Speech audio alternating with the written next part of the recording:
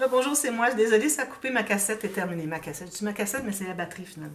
Alors, je vais tenter de terminer, il me reste 2 seulement.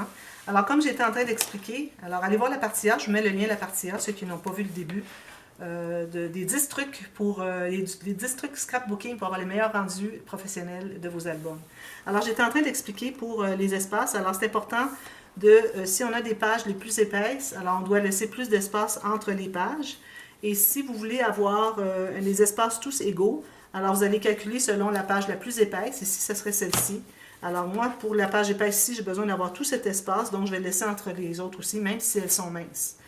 Et puis aussi, le gousset d'aisance qui est ici va vous permettre bien ça je vais en parler tout à l'heure, d'éloigner vos pages finalement de l'album pour que vos pages se couchent bien. Alors, toujours bien avoir terminé vos pages, toutes matées, etc. Si vous avez des photos, tant mieux, mettez-les. Vous allez être certain que ça va bien fonctionner. Puis ensuite, vous calculez la largeur de votre tranche. Moi, je les donne dans mes tutos d'emblée. Mais bon, si jamais vous avez du papier plus épais, mettez des rabats de plus. Alors, ça peut changer éventuellement. Alors, faites attention à ça. Ensuite, alors, le dernier, toujours ajouter un gousset au système de reliure. Très important. Alors là, votre système de reliure, si vous avez un système de reliure dont les pages sont attachées jusqu'à la tranche, directement, complètement bas, alors quand vous ouvrez votre album, ce que ça va faire, c'est que ça va faire des pages comme ceci. Alors vous allez ouvrir, ça va faire... Là, vous allez tourner les pages, puis tout va vouloir suivre, tout est raide.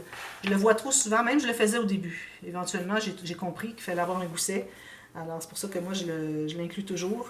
Alors, toujours un gousset. Tous mes systèmes de reliure que j'utilise, que j'ai créés, ont tous un gousset. Ça fait que vos pages se couchent bien. Et puis, elles vont se couchent bien. C'est certain qu'il y a une limite, là, à un moment donné, avec toute l'épaisseur, on ne peut pas coucher à plat comme ça toujours. À moins d'augmenter le gousset, là, ça ne fonctionnerait plus. Alors, ça permet d'avoir des pages qui sont plus plates et puis ça fait un meilleur rendu. Alors, toujours un gousset et plus vos pages sont épaisses, plus votre gousset va être long ici.